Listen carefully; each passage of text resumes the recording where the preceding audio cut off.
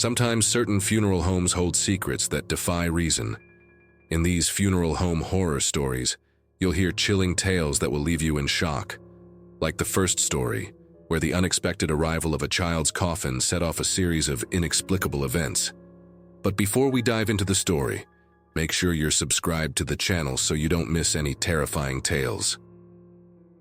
I never believed in ghosts. I worked for years at my uncle's funeral home in Seattle, and up until then, everything I saw had an explanation. Corpses are just corpses, empty bodies, lifeless matter. At least, that's what I thought. Until the night that coffin arrived. It was a rainy afternoon, the kind that makes the air heavy and leaves the smell of wet earth clinging to the walls. Uncle Carl was in the office, filling out paperwork, when the back doorbell rang. Nobody usually used that entrance, only delivery people when they brought in a body. I went to answer it and found a man in a black suit, pushing a small coffin, very small. It was clearly for a child. The stranger didn't say a word. He just handed me a note with a protocol number and left, leaving the coffin there in the middle of the hallway. No name, no documents, nothing. I called my uncle, and he had that tight look in his eyes, that silence that only appears when something is very wrong. "We'll keep it in the cold for now," he said, as if trying to convince himself. I helped carry the coffin to the refrigeration chamber, and that's when I felt it. The air around it seemed different, a fine static, like when you run your hand over an old TV tube. The hairs on my arms stood on end, and I swear for a second, I thought I heard a sigh coming from inside that wood. Uncle Carl pulled me by the arm. "Don't stare," he murmured. "Sometimes, things that come without a name, it's better to leave them be." But how could I leave it be? That stayed in my head all day. An unidentified child, a delivery man who didn't say a word, that heavy air around the coffin. When my uncle left early, saying he had an appointment, I knew he was avoiding staying there. And me? I couldn't avoid it. I went back to the cold chamber alone, the fluorescent light making that annoying little noise. The coffin was there, in the corner, and I approached slowly, as if it might wake up. That's when I saw it. On the lid, finger marks, small, very small, like someone had tried to open it from the inside. But they were frozen, imprinted on the wood with a layer of frost. My heart raced. This didn't make sense. No one had opened that coffin since it arrived, and even if they had, how the hell had the marks frozen like that? I was about to touch the lid when the lights flickered. Once, twice. Then, I heard a noise coming from the office. Someone was there. "Uncle Carl?" I called, but there was no answer. I left the cold, my hands shaking, and looked down the hallway. The office door was ajar, and inside a shadow moved. I approached slowly, trying to convince myself it was just the wind, that I was imagining things. But then I heard my uncle's voice, low and trembling. "I'm so sorry. I didn't know." He was talking to the coffin, and before I could understand what was happening, the lights went out completely. In the dark, a thin little laugh echoed down the hallway, and it came from the cold chamber. I didn't move. I stood in the hallway, holding my breath, while that high-pitched laugh echoed in the cold chamber. It was the kind of sound that gets into your bones and sticks like a scratch on the brain. The lights came back on in a flash, and the office was empty. No one there. "Uncle Carl?" I shouted, but only the echo answered. I ran back to the refrigeration chamber, my heart beating so hard I could barely hear the noise. A slight dragging, as if something was moving inside the coffin. I stopped in front of it. The finger marks were still there, but now they seemed deeper, as if someone had tried to dig into the wood. I shouldn't have done what I did, but curiosity is stronger than fear, up to a point. I put my hand on the lid and pushed, slowly. The wood creaked, and a strange smell came from inside. Not the odor of death, I knew. It was something sweeter, heavier, like old flowers mixed with wet earth. And then I saw. The child was there. She looked like she was sleeping. Rosy skin, almost pink, as if blood still flowed beneath its surface. Lips slightly parted, eyelashes so perfect they seemed about to tremble. But what chilled me were the eyes. They were half open, and inside them, not the glazed look of a corpse, but something darker, deeper, as if they were looking at me even without life. I slammed the coffin shut, my heart in my throat. Something was wrong, very wrong. Corpses don't look like that.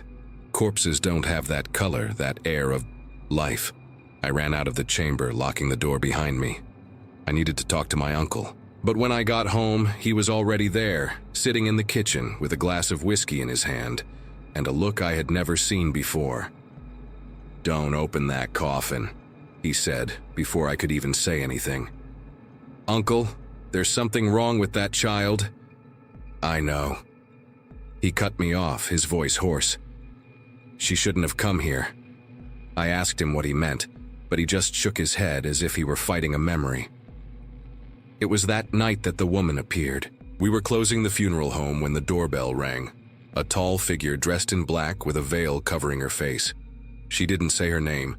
She just looked at me and asked in a whisper, "Where is my son?" Uncle Carl turned white. I had never seen that man who dealt with death every day look scared. "Ma'am, we don't have any children registered today," he started, but the woman cut him off. "He is here. I can feel it."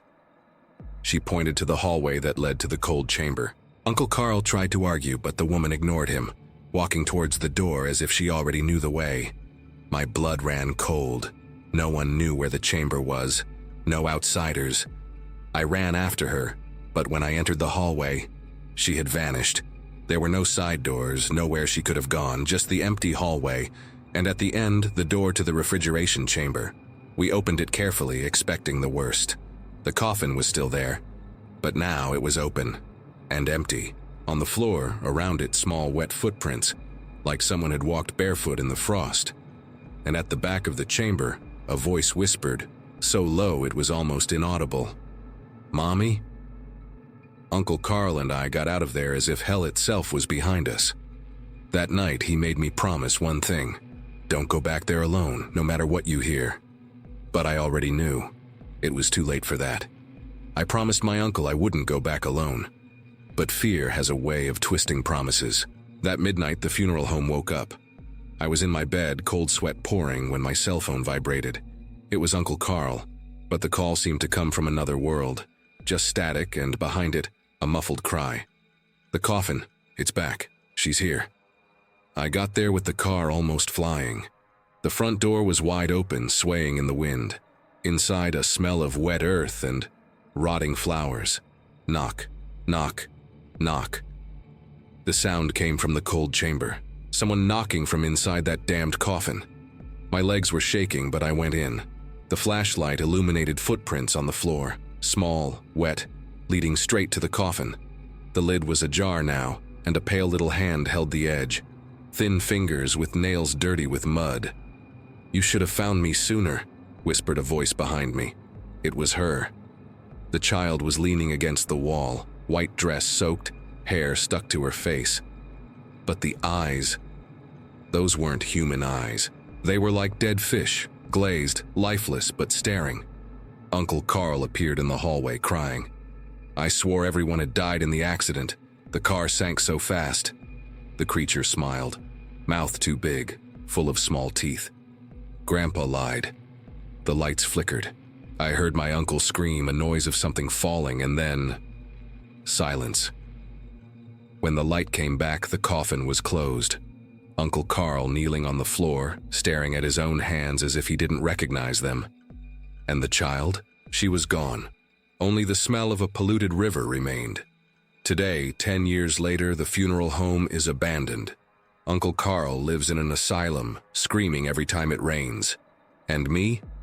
I never set foot there again. What horror. What did you think of the story? If you liked it, comment 1. The mystery of the child's coffin that reappears without explanation is enough to make anyone's hair stand on end. And the story you're about to see takes place in an ancestral funeral home, where opening a single forbidden coffin could awaken something much worse. I never believed in ghosts or the supernatural, you know. Not until that autumn in Salem.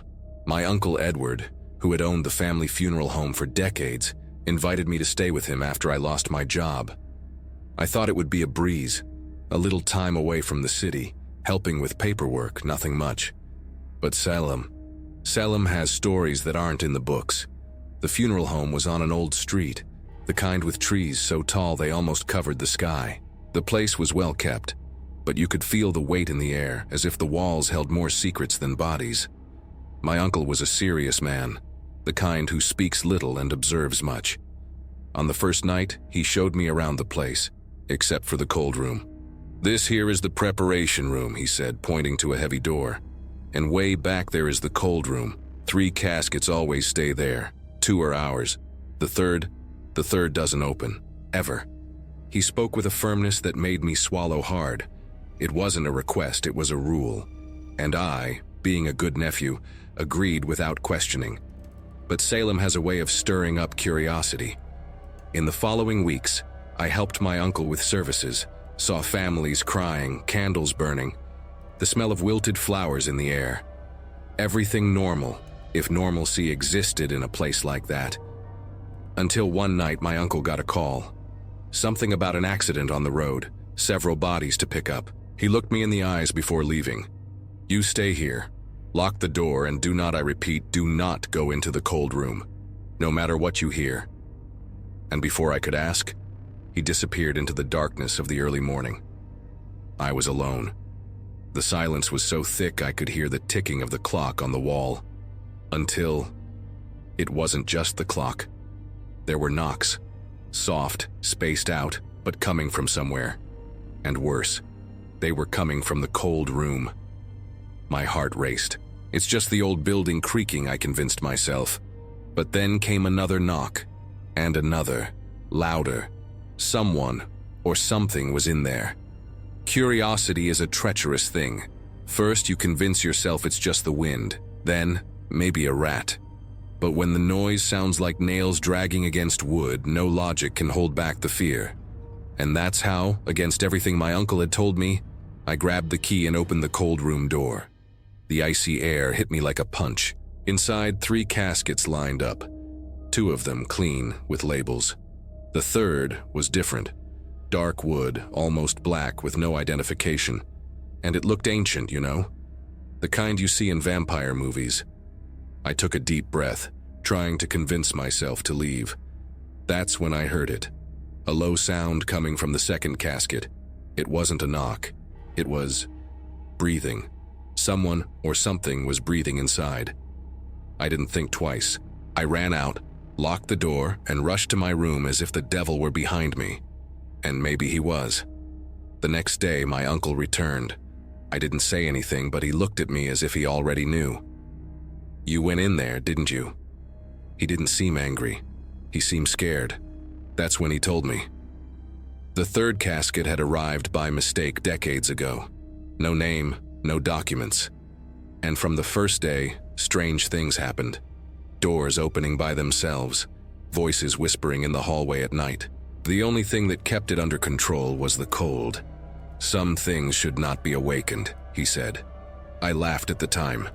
Of course I laughed, until that same night I heard my name being called, in a whisper, from the dark hallway. And then, I understood. Some doors, once opened, never close again. I wanted to believe it was just my imagination, that the whispers were the wind hitting the old windows, that the breathing from the casket was some air leak in the cold room system. But Salem doesn't let you fool yourself for long. The next morning, my Uncle Edward was different. Quieter than usual, his eyes sunken, as if he hadn't slept. He called me to help prepare a body, an elderly man who had died of natural causes.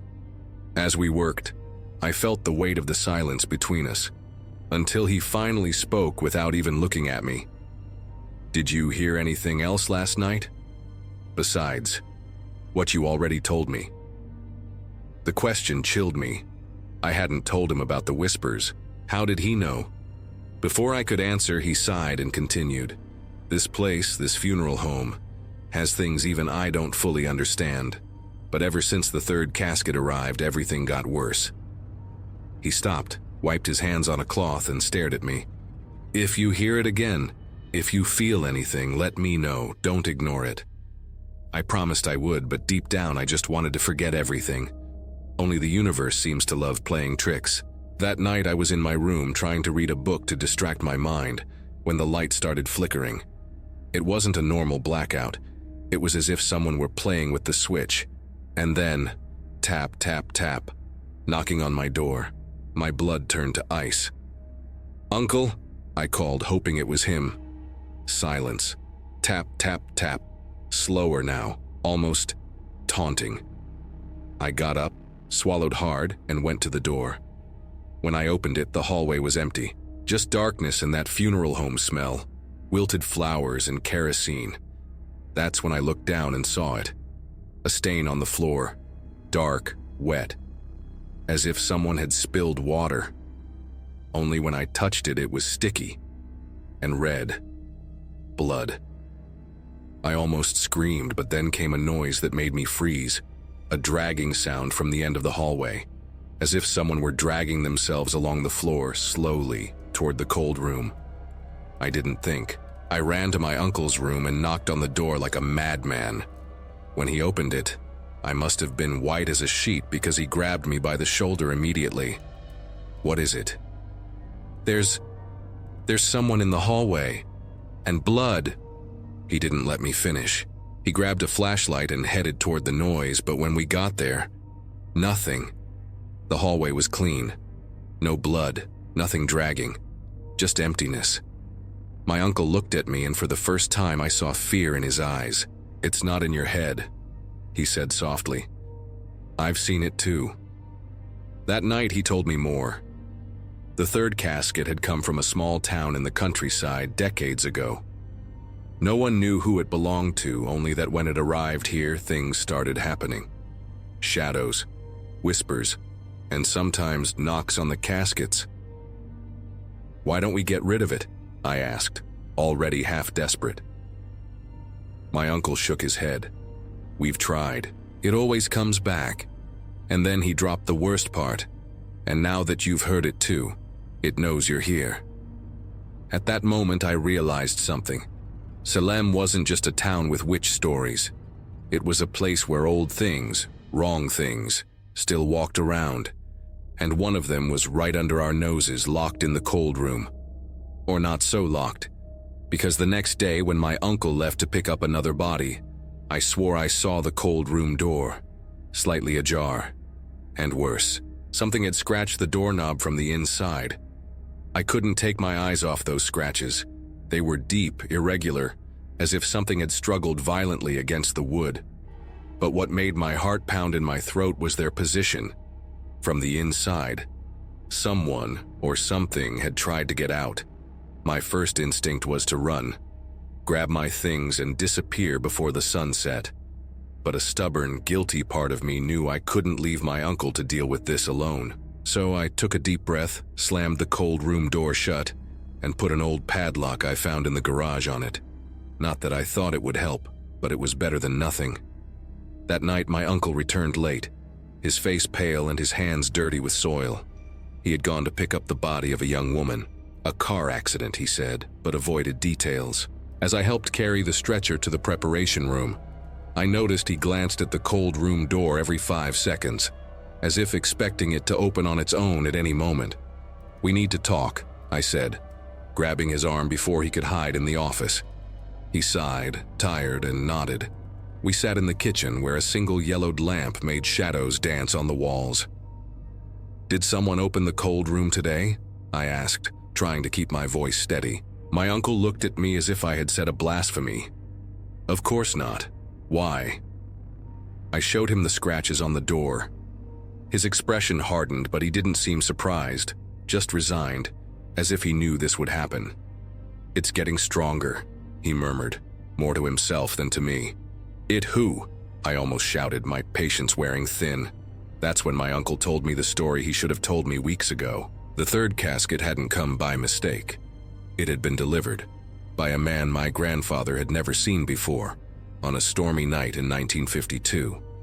The man didn't say anything, just left the casket at the door and disappeared into the rain. When my grandfather tried to open it the next day, the lid wouldn't budge, as if it were glued shut. That same night, the first whispers began. My father swore he heard someone crying inside, my uncle said, his eyes lost in some distant memory. But when he called a priest, the casket reacted. Reacted how? I asked, even though I didn't want to know the answer. My uncle looked at me. The priest died that night, hanged with his own vestments. And ever since we've had one rule: don't open, don't touch, don't disturb. I felt a chill run down my spine. And what happens if we disturb it? He didn't answer. He just looked at the window, where the full moon began to rise between the trees. That's when we heard it. Bang. A muffled sound, but unmistakable. Something knocking inside the cold room. Bang, bang. This time louder. My uncle stood up so fast his chair fell to the floor. "Get your key," he ordered, his voice urgent. "We're going outside, now." But it was too late. The lights flickered once, twice, and then went out, leaving us in total darkness. And in the silence that followed came the sound I'll never forget. The slow, agonizing creak of the cold room door opening on its own. And then, something began to drag itself down the hallway toward us. Slow, wet, hungry. The darkness was so dense I could taste it in my mouth, bitter, like metal and mold. The only sound was that wet dragging getting closer, along with a rough, liquid-filled breathing, as if whoever, or whatever it was drowning from the inside. My uncle grabbed my arm with a force that hurt. "Don't run," he whispered, his hot breath in my ear. "It likes fear." But how could I not run? My whole body was shaking, every instinct screaming at me to get out of there. That's when I felt it, a cold breath on the back of my neck. "You opened." The voice wasn't human. It was a torn noise, made of several whispers together, and it came from all directions at once. My uncle acted fast. He threw something on the ground, a glass vial that shattered, releasing a strong smell of sulfur and herbs. A second later, the lights came back on with a snap, illuminating the empty hallway, but the cold room door was wide open, and the third casket was open. Inside there was only one thing, a thick layer of a black, sticky substance, like old tar, covering the bottom. And it moved, pulsing like a heart. "It's now or never," my uncle said, pulling an old leather-bound book from his pocket. "My father left this to me. Never wanted to use it, but..." He began to read aloud words I didn't understand, in a language that hurt my ears. The whole house seemed to tremble, the walls creaking, the window panes cracking. And then it appeared. First it was just a shadow in the corner of the hallway. Then it began to take shape, a figure too tall, too thin, with arms so long they almost touched the ground. It had no face, just an open mouth and a silent scream full of sharp teeth. "Go back to where you belong!" my uncle shouted, holding up the book like a shield. The creature made a sound like laughter, and then it attacked. It all happened so fast. A blurred movement, my uncle being thrown against the wall, the book falling to the floor open. I froze for a second, until I saw the creature turn toward me, that mouth widening even more. That's when I noticed. On the floor next to the book was my uncle's vial. There was still some liquid inside. Without thinking, I grabbed it and threw it directly at the creature.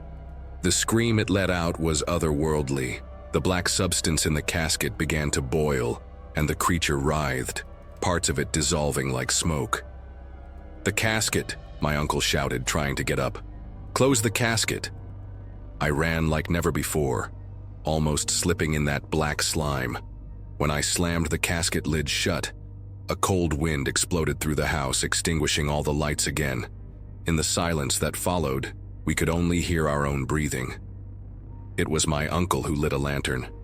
The hallway was empty, the cold room door closed, and on the wood of the casket there were now a series of ancient symbols burned in, as if they had been carved with fire. "It is done," he said, but he didn't seem relieved, just tired. Very tired. The next morning my uncle gave me a bus ticket. "You need to leave today," he said. "Now that it has seen you, you will never be safe here." I wanted to argue, but I knew he was right. As the bus left Salem, I looked out the window and swore I saw a tall, thin figure standing by the roadside, watching me leave. Years later, when I received the news of my uncle's death, I returned to the funeral home one last time. The place was abandoned, full of cobwebs and dust. But one thing was different. The cold room door was open. And the third casket. The third casket was empty. Now, every night before bed, I check all the doors and windows. And when I hear knocks, I don't open, because I know someone is out there, and it still remembers my name. Chilling, isn't it? After facing whispers that seem to follow you everywhere, prepare for something even darker. In the next story, a funeral home holds a secret in the basement, where silent bags hide something that begs for help in the twilight.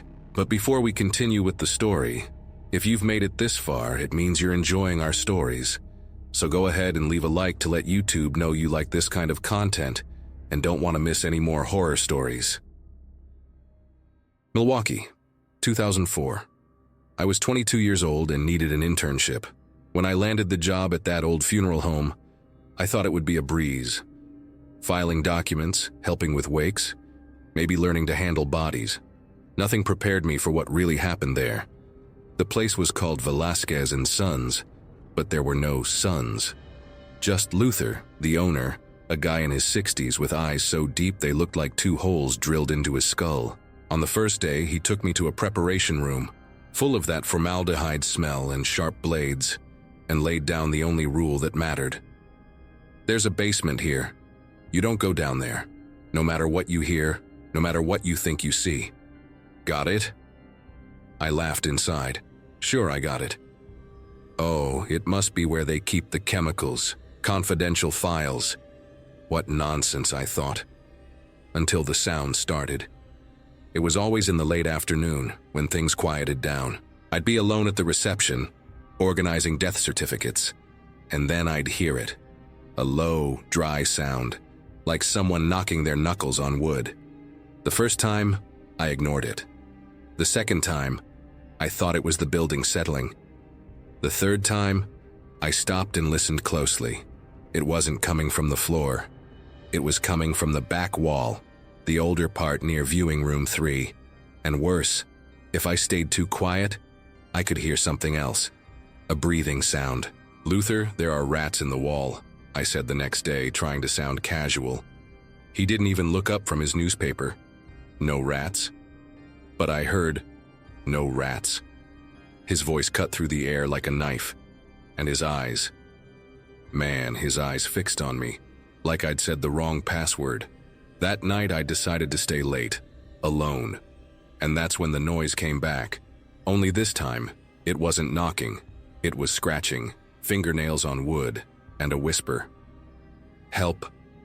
My blood ran cold. It was human, or almost. I approached the wall, my hands sweating, and then I saw it. One of the wooden panels had an almost imperceptible crack. When I touched it, it gave way. It was a small door. My flashlight illuminated a narrow staircase, descending into darkness that smelled of mold and something worse. Something sweet, like rotting meat mixed with disinfectant. And from down there, the whisper came again. "Please." I knew I shouldn't go down. Luther had warned me, but how could I ignore that voice? I took a deep breath and took the first step. I descended. Each step on that staircase creaked like a groan, as if the funeral home was complaining about my presence. The air grew heavier with each step, that sweet, rotten smell sticking in my throat. The flashlight trembled in my hand, the light flickering now and then, as if something didn't want me to see what was down there. When I reached the bottom, I found myself in a low basement with damp concrete ceilings and walls stained with something dark I didn't want to identify. The flashlight swept the area, and for a second I thought it was empty, until the light caught the first bag.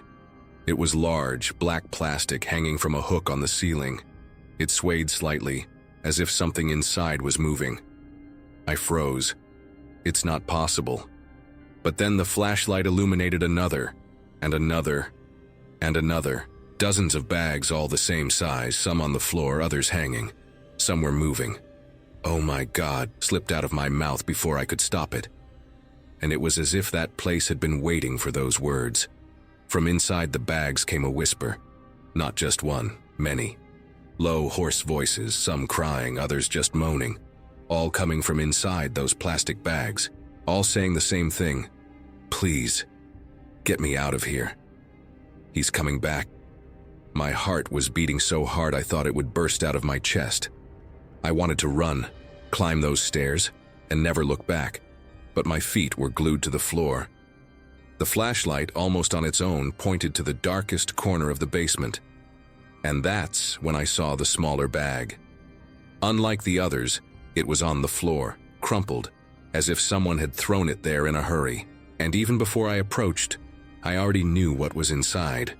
Something small, something that shouldn't be there. My hands trembled as I crouched down. The plastic was cold, fogged up inside. I didn't want to open it. I didn't want to know. But something forced me to unzip it just a little, just enough for the flashlight to illuminate what was inside. And then I saw the face. Pale skin, eyes half open, glazed.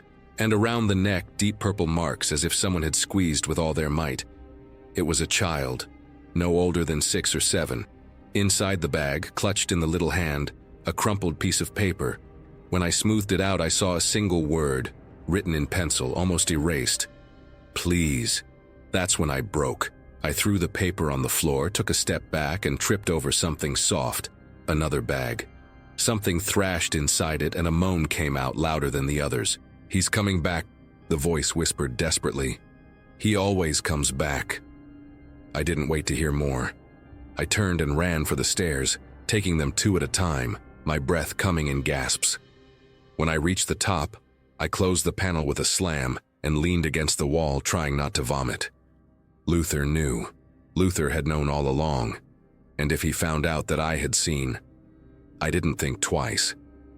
I grabbed my things and ran out of the funeral home without looking back. But even years later, when I close my eyes, I still see that bag on the floor. I still hear the whispers. And worse, sometimes when the wind blows hard against the window, I swear I hear a child's voice, whispering just to me, "Please." I didn't go back the next day or the day after. I faked a cold, then the flu, any excuse not to face Luther again. But the truth was, I couldn't get that image out of my head. The child in the bag, the still eyes, that "please" written as a last plea from someone who knew they were going to die. 3 days later, Luther called me. "Are you dead, kid?" His voice was rough but didn't seem suspicious. I'm still sick." I swallowed hard, holding the phone with my sweaty hand. "All right." He paused for what felt like an eternity. "Just remember, tomorrow there's the Hargrove family wake. I need you here." I hung up and almost threw the phone against the wall. How could he talk about wakes, about families, after what was in the basement? But I knew I couldn't disappear forever. If I vanished suddenly, it would be worse. Luther would get suspicious. The next day, I walked into the funeral home with my stomach in knots. The place looked the same. Smell of wilted flowers, worn red carpet, that heavy silence. Luther was at the reception, filling out papers. "Feeling better?" He didn't even look at me. Yeah, I am." "Good. Go prepare room 2 for the Hargroves." I obeyed mechanically, trying not to tremble every time I passed by the back wall. But it was quiet today. No scratching, no whispering. Until in the middle of the afternoon, the phone rang. Luther answered, murmured something, and then called me. "I need to go out. Close everything at 7 and do not stay after hours. Got it?" The last part came out as a warning. I nodded, relieved that he was leaving. Little did I know that would be my chance. As soon as his car disappeared around the corner, I ran to the back. The wall was intact, the panel closed. But now I knew what to look for. A certain touch, a push in the right spot, and click. The small door opened. This time I didn't hesitate. I descended the stairs with the flashlight on full, illuminating every corner of the basement. The bags were still there. Some moved more than others, as if they sensed my presence. "Who's there?" My voice came out shaky.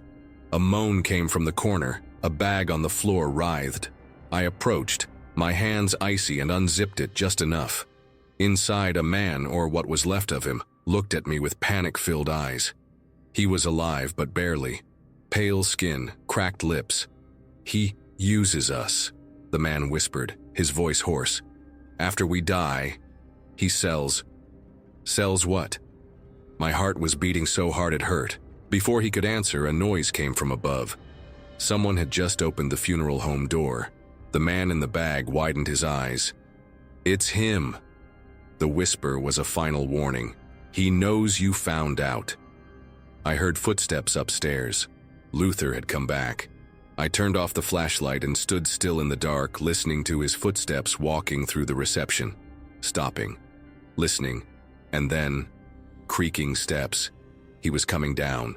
The steps creaked one by one. Luther was coming. I crouched behind a pile of bags, holding my breath. The flashlight was off, but I could still see his silhouette descending slowly, like a hunter knowing the prey is cornered. "I knew you'd come back," his voice echoed in the basement, calm, almost friendly. "You're curious, just like all the others." The smell of hand sanitizer and death grew stronger as he passed me. He didn't even need to search. I was right there by the bag I had opened, as if he knew exactly where I had been. With a calm movement, Luther fully unzipped the bag and looked at the man inside. "Too bad. This one still had a few days left." He sighed, as if talking about milk that had gone sour. Then he turned to the shadows where I was. "You should have followed the rule, kid." When he turned on the basement light, I almost threw up. Now I saw everything. It wasn't just hanging bags. There were metal tables, jars with murky liquids, rusty surgical instruments, and on one wall, photos. Dozens of them. People smiling, children in playgrounds, elderly on porches, all with dates written in pen, dates of death.